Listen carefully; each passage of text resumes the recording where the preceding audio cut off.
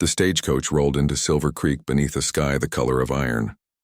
Dust swirled around its wheels as it came to a halt outside the general store, and from it stepped Lydia Grant, a slender woman in a worn traveling dress, clutching a single suitcase and looking as though the wind itself might carry her away. Her eyes carried the weight of long miles and old sorrow, and though she was not yet 30, grief had traced faint lines around her mouth.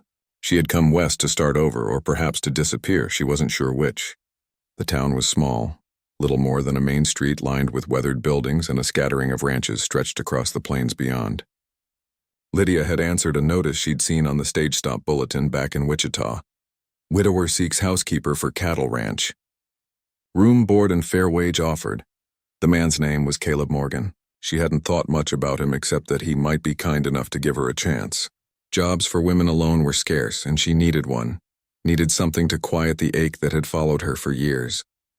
She found the Morgan Ranch 5 miles outside town, nestled between low hills and a winding creek that shimmered in the late afternoon sun. The place was sturdy but tired, like the man who came out of the barn to meet her.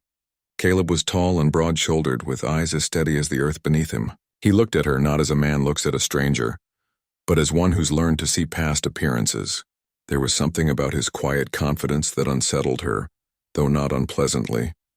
"You must be Miss Grant," he said, taking off his hat. His voice was low, roughened by work and weather. "I'm Caleb Morgan. Glad you made it." Lydia nodded, her hands twisting around the handle of her suitcase. "I hope I'm not intruding. I'm grateful for the opportunity." He smiled, faint but genuine. "No intrusion. Lord knows we need help around here. Come on in and meet the young ones." Inside the house, she was greeted by the sound of boots running across wooden floors and a burst of laughter. 3 children tumbled into the room, 2 boys and a little girl, all freckled and bright-eyed. They stared at her with curiosity, the youngest clutching a rag doll to her chest. Lydia's heart softened instantly. She hadn't expected to be welcomed so warmly, least of all by these small strangers. Caleb introduced them, Ben, the eldest at 12, already trying to act grown. Tommy, mischievous and quick with a grin. And Emma, a shy 6-year-old whose wide blue eyes seemed to watch everything. The children's chatter filled the air, and Lydia found herself smiling for the first time in weeks. Supper that evening was simple but comforting. Caleb spoke little, though every word carried weight. He watched Lydia with quiet respect, never prying into her past or asking questions she wasn't ready to answer. She could tell he was a man who'd known loss. There was a stillness in him that only grief could carve. When the children were sent off to bed, Lydia stepped onto the porch to breathe in the cool night air. The land stretched out before her, vast and untamed. The stars scattered like silver dust above the hills. Something about it called to her. Its loneliness, its quiet strength. Caleb joined her, standing a few feet away. "It's different out here," he said softly. "Harder, maybe, but honest." Lydia nodded, her voice barely above a whisper. "Honest sounds good." He glanced at her, a hint of warmth in his eyes. "Then you'll do fine, Miss Grant." And for the first time in years, Lydia believed him. There, under the endless western sky, among strangers who felt strangely like home, she began to wonder if perhaps her life wasn't ending after all. Perhaps it was just beginning. "You said," ChatGPT said. The days that followed slipped into a rhythm Lydia hadn't known she missed. Dawn came early on the Morgan Ranch, roosters crowing, cattle lowing in the pastures, the air crisp and smelling of dew and hay. She would rise before the children, light the stove, and prepare breakfast while the sky blushed with the first hint of sun. The house, though modest, soon began to feel alive again. Her careful hands brought order and warmth to every corner. The shelves dusted, curtains mended, windows opened to let in the light. Caleb noticed it almost immediately. The first week she'd been there, the ranch felt different. The children laughed more. Even the horses seemed calmer when she was nearby. Lydia never raised her voice, never scolded harshly. Yet somehow the little ones listened to her better than they ever had to him. She had a way about her, soft but firm, kind but steady. For the children, she became more than just a housekeeper. She became the quiet presence they'd been missing since their mother died 2 years before. Lydia helped Ben with his reading lessons by the fire at night, taught Tommy how to sew up his own torn sleeves, and braided little Emma's hair each morning before chores. The sound of their laughter echoing through the house made her chest ache in ways she couldn't quite name. Caleb watched her sometimes from the barn or across the dinner table, trying to understand what it was about her that filled the emptiness his wife's passing had left behind. She wasn't loud or bold like some women in town, but there was strength in her gentleness, something solid he could lean on without even realizing it. He began to look forward to the evenings, the quiet after the children went to bed when she'd sit by the lamp mending clothes and he'd sip coffee across from her, the silence between them easy and peaceful. But Lydia, though calm on the outside, carried a storm inside her. The laughter of the children filled her heart and broke it all at once. She loved them already, far more than she should have, but love frightened her. It had always led to loss. She reminded herself that she was only passing through, that this was Caleb's home and his family. She was merely a helper, nothing more. Yet every time Emma slipped her small hand into hers or Caleb's deep voice called her name, the line between belonging and pretending blurred a little more. One afternoon, as the sun dipped low and painted the fields gold, Lydia watched Caleb working with the horses. His movements were sure and patient, his hands firm but kind. When one of the colts bucked wildly, he simply spoke to it in that low, even tone, calming it until it stood quiet. Something in that steadiness stirred her deeply. She turned away before he could see the look in her eyes. That night at supper, when Emma asked if Lydia would stay forever, Caleb quickly changed the subject, sensing the sudden stillness in Lydia's face. She smiled gently at the girl but didn't answer. After the dishes were done, she stepped outside into the cool night and looked at the stars, whispering a prayer she'd long since stopped believing would be heard. Inside, Caleb watched her from the doorway, his expression thoughtful. He didn't know what shadow she carried or what had brought her all the way out to this lonely stretch of land, but he knew one thing for certain. Since the day she arrived, the Morgan Ranch had begun to feel like home again. And for Lydia, though she didn't yet realize it, the same was quietly becoming true. The storm came without warning. One moment the horizon was clear, painted in the soft amber of late afternoon. The next, dark clouds rolled in from the west, swallowing the sun and sweeping across the plains like an army. Caleb had been out near the north pasture when he saw the lightning split the sky and heard the first rumble of thunder. He whistled for his horse, urging it homeward, the wind biting against his face. Inside the house, Lydia gathered the children and closed the shutters, her heart racing at every crash of thunder. She'd known storms like this before, back east where she'd once stood helpless as rain and grief tore her life apart. The sound of wind against the windows made her tremble, but she hid it well from the children, humming softly to calm them.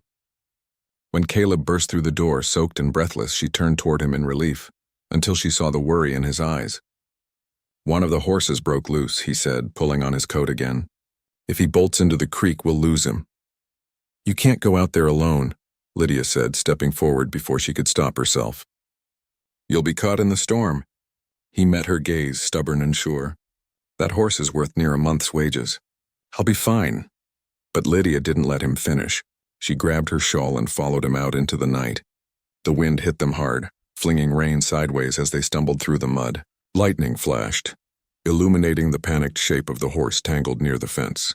Caleb moved toward it, murmuring calm words while Lydia held the lantern steady, despite the rain stinging her face. It took both of them to cut the rope and lead the trembling animal back toward the barn. By the time they got it inside, they were soaked to the bone, their breaths coming fast in the chill air. Caleb closed the stall door and turned to her, his hair plastered to his forehead. For a moment, neither spoke. The storm howled outside, but inside the barn there was only the sound of rain on the roof and the faint snort of horses. Lydia's hands shook as she tried to wring out her shawl. "You shouldn't have come out here," he said quietly, though his tone wasn't scolding, more concerned. "I couldn't let you do it alone," she replied, her voice trembling. "You've got children who need you." He looked at her then, really looked, and something unspoken passed between them. Gratitude, maybe, or something deeper neither of them dared name. For a long moment Lydia stared at the ground, her heart pounding. Then the words slipped out before she could stop them. "I can't have children." Caleb blinked, surprised by the sudden confession. Lydia turned away, tears mixing with rain on her cheeks. "It was after an illness, years ago. The doctor said it left me unable. My husband," she swallowed hard, "he wanted a family more than he wanted me. When he died, I thought maybe it was punishment for not being enough." The silence that followed was heavy, broken only by the wind outside. She dared not look at him, afraid she'd see pity, or worse, disappointment. But then Caleb stepped closer, his voice soft as rain. "Good," he said simply. Lydia turned to him in shock. He gave a faint, crooked smile, the kind that warmed more than it should have. "I've got enough for the both of us." Her breath caught. He wasn't mocking her. There was no pity in his eyes, only understanding. A quiet strength that reached past the walls she'd built. In that dim, storm-lit barn, something shifted. For the first time in years, Lydia didn't feel broken. She felt seen. And when Caleb tipped his hat and said, "Let's get you inside before the roof blows clean off," she followed him, her heart lighter than it had been in a long time. "You said," ChatGPT said, when the storm finally passed, the world outside lay washed clean and glistening, the air heavy with the scent of wet earth and cedar. The next morning dawned pale and quiet, the hills still wrapped in mist. Lydia woke early, though she had hardly slept. The words Caleb had spoken in the barn echoed in her mind, words so simple yet so powerful they had cracked something open inside her. She moved through her morning chores like someone walking through a dream. The children came bustling into the kitchen, laughing, chattering about the lightning and the noise of the wind. And Lydia smiled through it all, but her thoughts kept circling back to him. Caleb Morgan, the man who'd looked at her secret and called it nothing to be ashamed of. Later, when the sun burned away the last of the mist, she found him out by the corral, repairing a broken rail. He glanced up as she approached, that familiar, easy calm in his eyes. "You sleep at all?" he asked. "Some," she said softly. "You?" He shrugged. "Enough to get the chores done." There was a pause, the kind that stretched without turning uncomfortable. Lydia clasped her hands, gathering courage she didn't know she had. "About last night. I shouldn't have said what I did. It wasn't fair to burden you with that." Caleb leaned against the fence, wiping his hands on a rag. "You think honesty's a burden?" "I think it can be," she said. "Most people don't know what to do with it." He smiled, that same quiet, knowing smile that had disarmed her in the barn. "Most people don't know what matters either." She looked down at her boots, her throat tightening. "I just didn't want you to think less of me." "Less of you?" he repeated. Then he stepped closer, just enough that she could see the faint lines at the corners of his eyes carved there by sun and sorrow. "Lydia, I've got 3 young'uns who need more than I can give 'em alone. They don't need another mother to bear 'em more brothers or sisters. They need someone to love them, teach them, laugh with them. You've been doing that since the day you came here." Her breath trembled. "You make it sound simple." "It is," he said gently. "Family isn't always about blood. Sometimes it's about choice, about love that sticks." She didn't know how to answer. No one had ever spoken to her that way. Not her late husband, not her family, not anyone. All her life she'd carried the quiet shame of what she couldn't do, and here was a man who looked at her as though it didn't matter at all. Caleb tipped his hat slightly, his voice dropping to something softer. "I don't reckon you've got anything to be sorry for. You've brought this place back to life." The kids smile again. "The house feels like home again." I'd say that counts for a whole lot more than any doctor's words. For a long moment, Lydia couldn't speak. She only stood there, the wind tugging at her hair, the weight she'd carried for years finally beginning to lift. When she finally found her voice, it came out as barely a whisper. "You really mean that?" Caleb nodded once. "Every word." The sunlight caught his eyes then, steady, warm, and full of quiet truth. And in that moment, Lydia realized something she hadn't dared believe in a long time. She wasn't broken. She wasn't less. She was enough, just as she was. When he smiled at her again, something inside her answered with a spark of its own, small but real. And though neither of them said another word, they both knew something had changed between them, something that might just be the beginning of healing, for them both. The days that followed unfolded with a gentleness Lydia hadn't known in years. The storm had left the land greener, fresher, and somehow more alive, just as it had left her heart quietly changed. The barn incident had altered something between her and Caleb, though neither spoke of it again. Instead, they moved through each day with a new, unspoken closeness, small glances, shared smiles, and the steady rhythm of life on the ranch weaving them together. Lydia threw herself into her work, but it no longer felt like labor. She loved teaching the children, showing Emma how to read from the old books stacked by the hearth, helping Tommy learn his sums, and listening as Ben practiced the guitar Caleb had carved for him. Every moment spent with them deepened her affection until it hurt, a sweet ache she carried silently. She told herself she had no right to love them like her own, but her heart didn't listen. Caleb noticed the change in her, though he pretended not to. He saw how she'd laugh freely now, her eyes bright when the children told their wild stories or when the puppy she'd rescued from the creek tried to chase chickens across the yard. She moved with quiet confidence, her voice softer but sure, as if the land itself had accepted her. For the first time in years, he felt peace settle inside him, a peace he hadn't believed possible since his wife's passing. Sometimes, after supper, he'd find her on the porch with a cup of tea, the sunset painting her face gold. They would sit together in companionable silence, watching the cattle drift across the hills. He'd talk about the herd, the coming winter, or the way the children were growing up too fast, and she'd listen, her eyes warm with understanding. He didn't need to explain the loneliness that sometimes crept in at night. She already knew it, had lived it herself, but even as her feelings for him deepened, Lydia's old fears began to stir again. She'd caught herself imagining what it would be like if he asked her to stay forever, if she were truly part of the family. Yet every time the thought came, she remembered what the world would say. A woman who couldn't bear children had little worth, especially out here where families were built on bloodlines and sons to carry the ranch name.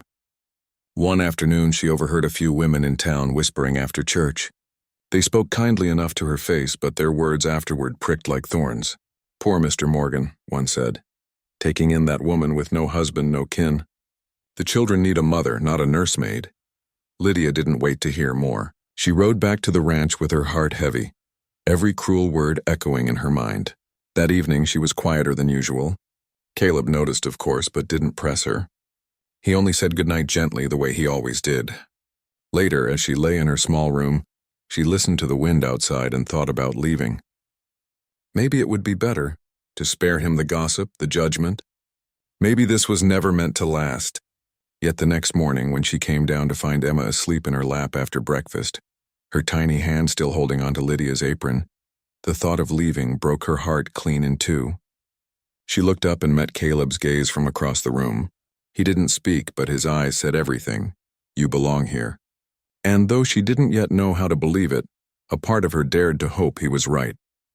"You said," Kimarang ChatGPT said, the peace Lydia had come to know began to falter the day the letter arrived. It was a gray afternoon, the kind where the air hung still and the clouds pressed low against the hills. Caleb was out mending fences when the mail wagon stopped at the gate. The postmaster handed her a single envelope, its paper yellowed and the handwriting painfully familiar. She turned it over in her hands before opening it, already knowing it would bring trouble. The letter was from her sister-in-law back east, her late husband's family. The words were polite enough at first, but they carried a chill beneath the surface. They'd heard she was working for a widower, living under his roof without kin or chaperone. They reminded her, in the way only the self-righteous could, that a woman with her condition ought to be careful about her reputation. Lydia folded the letter carefully, her fingers trembling. She thought she'd left that judgment behind when she came west, but it had found her again, like a shadow that refused to die. That evening she burned the letter in the stove, watching the words curl into ash. But the damage lingered. The next few days she moved through her chores in silence, trying to ignore the tightness in her chest. Caleb noticed, of course. He always noticed. It wasn't long before the whispers reached town. Silver Creek was small, too small for gossip to die quietly.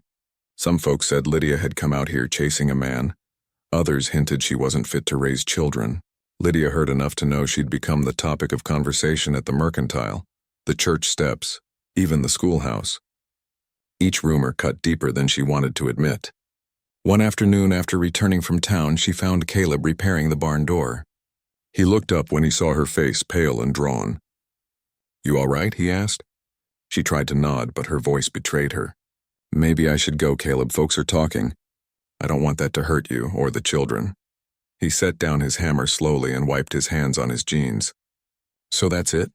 You're gonna run because a few people can't keep their noses out of other folks' lives?"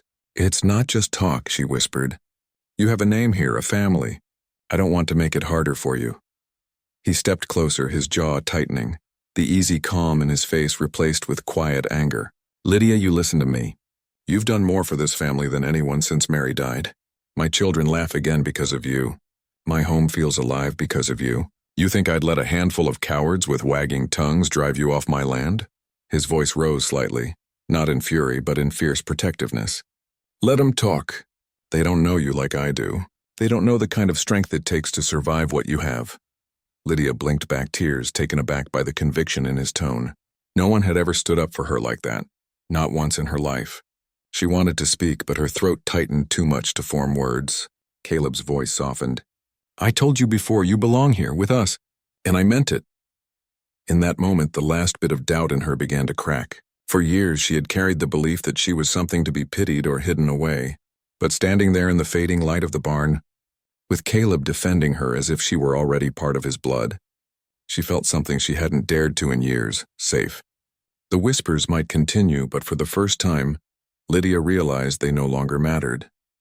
What mattered were the voices inside this home, the laughter of the children, the quiet strength of the man before her, and the steady rhythm of a life built not on gossip or bloodlines, but on love that chose to stay. The day Caleb found Lydia by the river was one of those bright spring mornings that looked gentler than it felt. The sun was warm, but the wind carried a hint of cold, brushing through the tall grass and rippling the water like glass. Lydia stood alone on the bank, her shawl drawn tight around her shoulders, a small satchel at her feet. She'd meant to leave quietly, no goodbyes, no tears, just disappear the way she'd come, leaving only the echo of her name behind. She had written Caleb a note the night before, short and plain. "Thank you for everything. Please tell the children I'll always be grateful."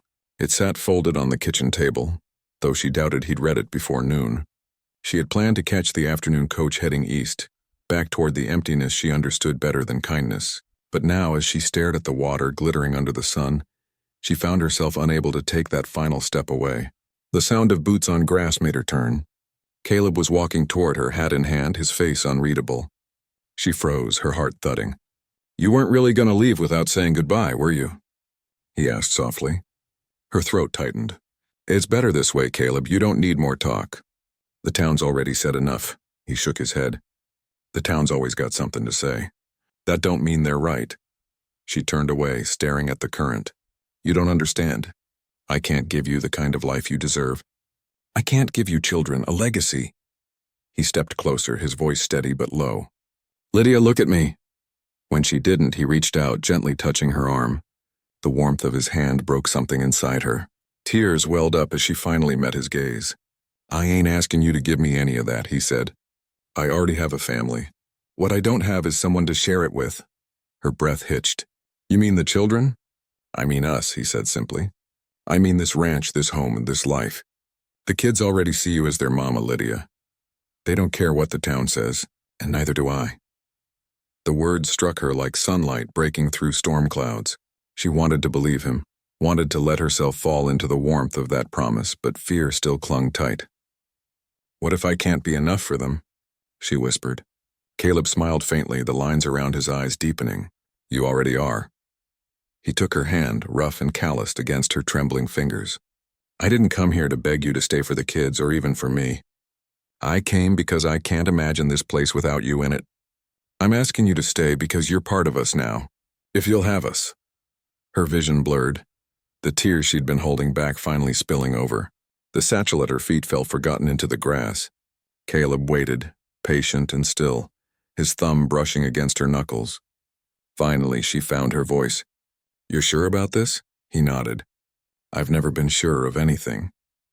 The river shimmered behind them, the wind catching her hair as she whispered, "Then yes. Caleb, I'll stay."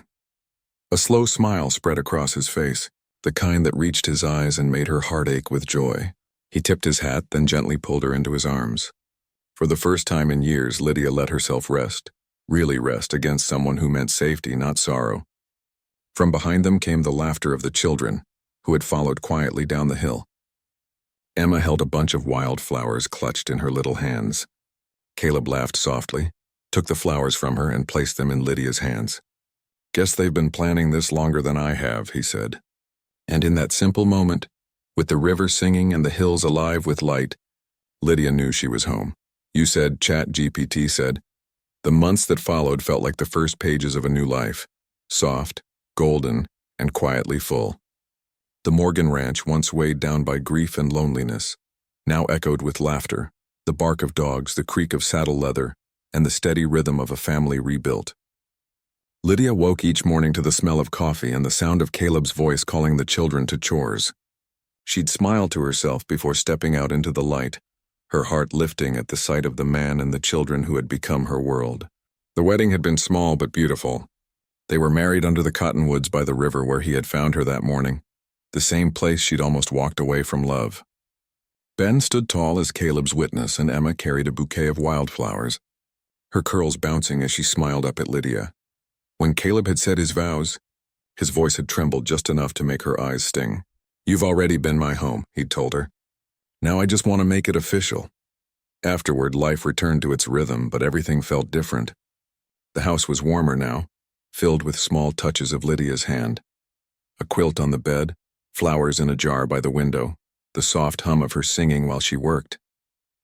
The children called her Ma without thinking twice, and each time they did, she felt a flicker of wonder. That word, one she'd once thought would never belong to her, now wrapped around her like sunlight. Caleb treated her with the same steady affection he'd shown since the beginning.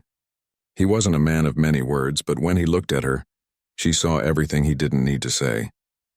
They worked side by side, mending fences, branding cattle, cooking meals, laughing at the children's mischief.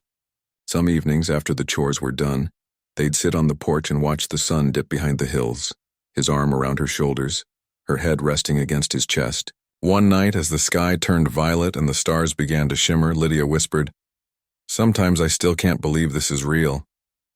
Caleb kissed her temple, his voice low. "It's real, darling. You made it real." She smiled, her fingers brushing his hand. "You were right, you know." "About what?" he asked, a teasing glint in his eye. "Family," she said softly. "It isn't something you're given, it's something you build." He nodded, his gaze fixed on the fading horizon. "Reckon that's the truth. Took me a long time to see it. You showed me how." In the months that followed, Lydia learned what true belonging felt like. The ache that had once lived quietly in her chest was gone, replaced by the contentment of small, perfect moments. The children's laughter, Caleb's hand in hers, the sound of rain on the roof while they sat by the fire. When spring came again, the ranch bloomed brighter than ever. The creek sang louder, the grass grew taller, and life seemed to stretch endlessly before them. One afternoon, as Lydia tucked Emma into bed, the little girl murmured sleepily, "I'm glad you're my mama." Lydia froze for a heartbeat, her eyes stinging. Then she kissed the girl's forehead and whispered, "I'm glad too." Later, she found Caleb outside fixing a gate and slipped her arms around his waist from behind. He chuckled low in his chest. "What's that for?" "For reminding me that love can grow in the unlikeliest places," she said. He turned and kissed her forehead. "Reckon that's what makes it real." As the sun dipped below the hills, the light turned everything to gold. The ranch, the laughter, the man beside her, it all felt like a promise kept. Lydia had once believed her life was over, that her chance at happiness had passed her by. But standing there, wrapped in the warmth of love freely given, she finally understood. Some families are born, and others are found, and the ones you find with your heart are the ones that last forever.